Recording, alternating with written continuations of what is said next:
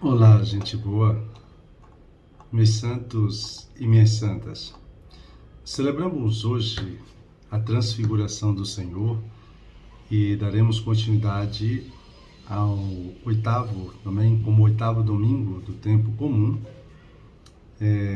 que durante a semana, então, seguiremos a 18ª semana do tempo comum. A transfiguração de Jesus diante dos discípulos, escandalizados então com a notícia da morte que espera Jesus em Jerusalém, é tão importante que a igreja criou para rememorá-la uma festa especial. A vida não é só o duro presente, mas, sobretudo, a esperança de um futuro melhor. A esperança nos empurra para a frente. A certeza de um futuro melhor nos leva também a lutar pela vitória da vida e da liberdade. A morte, que muitas vezes nos tira, a serenidade, e aquela morte que Jesus sofre na cruz, ela é vencida pela gloriosa ressurreição. Jesus havia predito, então, sua paixão e morte. Os discípulos entraram em crise. Queriam até impedir que Jesus prosseguisse sua caminhada para Jerusalém. A transfiguração, então, manifesta a fé de Jesus, que, baseada em Moisés e nos profetas, confia plenamente em Deus, que não abandona o justo. O Pai só fala duas vezes, se olharmos no Evangelho de Mateus, e nas duas vezes diz a mesma coisa. Este é o meu Filho amado, no qual eu pus todo o meu agrado. A primeira acontece lá no batismo, a segunda, justamente aqui, depois de haver predito sua morte e ressurreição. A transfiguração é a confirmação do caminho tomado por Jesus no batismo recebido por João. Lá, ele começou a vida pública, aqui, a caminhada rumo a Jerusalém. O Pai confirma o que Jesus terminara de dizer. Reconhece aquele que acaba de ser reconhecido por Pedro como o Messias e o Filho de Deus. Aquele que tomou a forma do servo sofredor de Isaías, que Pedro não aceita. Aquele que chama os discípulos a seguir o seu caminho. Aquele que se declara juiz do mundo. Então, diante de três homens do presente, Pedro, Tiago e João, como testemunhas, e de dois personagens do passado, Moisés e Elias. O Filho do Homem é proclamado pelo Pai, Filho de Deus. Então, a última palavra é realmente do Pai. Aquele que desde sempre pronuncia a palavra. Encerra-se aqui o debate sobre a identidade de Jesus. Inicia-se o drama da negação desta identidade. A cada dia que nos olhamos no espelho, nos damos conta dos sinais de desfiguração. Sim, com o passar do tempo, vamos nos desfigurando. Os cabelos vão ficando brancos, as rugas vão surgindo, os neurônios vão morrendo, as forças vão diminuindo, os limites vão aparecendo. A ciência, a tecnologia e a indústria dos cosméticos inventaram uma série de produtos e técnicas para, quem sabe, retardar, muito mais do que isso, disfarçar na tentativa de negar o processo de desfiguração em nós. Mas não há nada que impeça essa desfiguração de nos atingir. Mas a desfiguração física, corporal ou biológica não é nada. Quando nos recordamos de que, embora em nós o homem exterior vá caminhando para a sua ruína, o homem interior se renova dia a dia. Pois o que se vê é transitório, mas o que não se vê é eterno, nos diz São Paulo na segunda carta aos Coríntios. Em outras palavras, não é com a desfiguração externa que devemos nos preocupar, mas com a desfiguração interna. A desfiguração de nossa fé, da nossa esperança, do nosso amor, do nosso sentido de vida. A desfiguração de valores com fidelidade, honestidade, solidariedade, decência, empatia, compaixão e etc. Não há dúvida de que existem fatos que nos desfiguram emocional e espiritualmente. A doença ou a morte de uma pessoa que amamos, os conflitos na vida familiar ou no ambiente de trabalho, as más notícias, as injustiças sociais, a violência e a criminalidade são alguns exemplos. Resumindo, toda experiência de sofrimento pode gerar desfiguração em nossa alma. Para quantos de nós a imagem de Deus se desfigurou depois de um acontecimento doloroso? Nos momentos mais felizes eu dizia: jamais hei de sofrer qualquer desgraça. Honra e poder me concediam a vossa graça, mas escondestes vossa face e perturbei-me. Nos diz o Salmo 29. Uma dor intensa costuma esconder a face de Deus de nós. É quando a imagem que tínhamos dele se desfigura dentro de nós. Mas os textos bíblicos de hoje não nos falam de desfiguração, e sim de transfiguração. Se toda e qualquer experiência de desfiguração joga uma sombra escura em nossa vida, devemos olhar para a face luminosa de Jesus, nosso Senhor.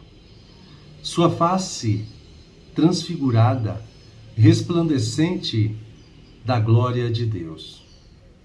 Assim como fez com o profeta Daniel. Deus Pai nos faz enxergar a história humana para além da sua atual desfiguração. Enquanto os reinos humanos desfiguram a terra e a vida de muitas pessoas, o Pai nos convida a erguer os olhos e contemplar o seu trono, confiando que é Ele quem dirige a história. Enquanto os reinos humanos agridem a vida como animais brutais e selvagens, o Pai entrega ao seu Filho o poder de humanizar a terra. Justamente por isso, Jesus vai assumir para si o título de Filho do Homem. Jesus, então, é aquele que vem transfigurar as relações humanas. Enquanto Filho do Homem, Jesus entrou em contato com todo tipo de dor que desfigura a vida do ser humano neste mundo. Ele se deixou afetar pela desfiguração dos doentes, dos pecadores, dos desesperados, dos condenados pela política e pela religião de sua época. Ao mesmo tempo, Jesus sofreu a desfiguração suprema da morte de cruz. Ele não tinha mais figura humana e sua aparência não era mais a de um homem, como nós temos no texto de Isaías. Eis aqui a descrição de extrema desfiguração que Jesus sofreu na cruz. Consciente de que deveria enfrentar tal desfiguração, Jesus subiu a montanha para rezar. Levando consigo Pedro, Tiago e João, os mesmos apóstolos que mais tarde veriam o rosto de Jesus desfigurado de agonia no Horto das Oliveiras. E foi transfigurado diante deles. O seu rosto brilhou como o sol e as suas roupas ficaram brancas como a luz. A transfiguração que se operou em Jesus não foi provocada por ele, mas pelo Pai. O Pai quis que seu Filho experimentasse antecipadamente a força da Páscoa, para dar ao próprio Jesus e a nós, seus discípulos, a certeza de que aquilo que nos aguarda no final do nosso caminho terreno não é a desfiguração da morte, mas a transfiguração da ressurreição. Se hoje celebramos a transfiguração de Jesus, é para nos lembrar que esse mesmo Deus que disse: do meio das trevas brilha a luz, foi Ele mesmo quem reluziu em nossos corações, para fazer brilhar o caminho da glória de Deus, que resplandece na face de Cristo. Trazemos, porém, esse tesouro em vasos de barro, nos diz São Paulo também na segunda carta aos Coríntios.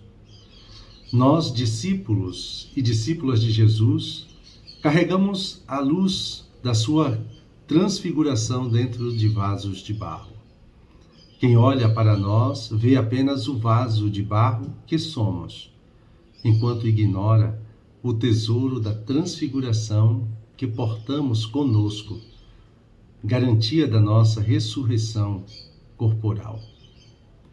Quem não deve ignorar esse tesouro somos nós, que ainda temos um combate a combater, enquanto percorremos trechos escuros em nossa vida pessoal e social, situações de desfiguração, tendo o Evangelho da transfiguração de Jesus como lâmpada que brilha em lugar escuro até clarear o dia e levantar-se a estrela da manhã em nossos corações. Ao final dessa reflexão, podemos nos perguntar: quais atitudes nossas desfiguram a vida à nossa volta e quais as transfiguram? Atitudes que desfiguram isolamento, egoísmo, indiferença para com os outros, a decisão de silenciar ao invés de dialogar, fugir daquilo que nos cabe enfrentar, tempo excessivo nas redes sociais, a decisão em não perdoar. São essas atitudes que nos desfiguram. E algumas atitudes que também podem nos transfigurar, como a decisão em dialogar e em perdoar, aproximar-se e estar com os outros, envolver-se em causas sociais, confiar ao Pai nossas angústias e preocupações diárias, dedicando tempo à oração e ao contato com Ele. Não girar em torno de nós mesmos, interessar-nos, então, em ajudar os outros e sermos um dom na vida dos irmãos e das irmãs. É que Jesus, na sua humanidade, ele mostra a sua divindade. Aquilo que no dia a dia transparece nas atitudes, gestos e palavras de Jesus, agora reluz, iluminando com luz nova as atitudes, os gestos, as palavras do Filho do Homem. Os discípulos, representados por Pedro, Tiago e João, veem como que sem véus, um reflexo da glória do Senhor, escutando o que ele diz. São transformados pelo Espírito Santo. na imagem do Filho. O céu toca a terra para que a terra também chegue ao céu. E dando continuidade a esse nosso momento de oração, me coloco na presença do Senhor como de costume. Recolho-me imaginando o monte da transfiguração. Peço ao Senhor aquilo que quero. Escutar apenas Jesus, que vai à cruz como caminho para a glória. E peço ao Pai que eu o ame, que eu o reconheça e que eu o siga no caminho também com o Filho. E buscando tirar proveito, vejo, escuto, olho as pessoas, quem são, o que dizem e o que fazem. E um grande abraço a todos e a todas que também rezam por nós, os ministros ordenados, e a todos vocês, meus irmãos, também no ministério. Que o serviço aos irmãos seja um testemunho verdadeiro nesse dia em que na igreja, nesse mesmo ocasional, rezamos também pelos ministros ordenados, pelos padres. Um santo e abençoado domingo.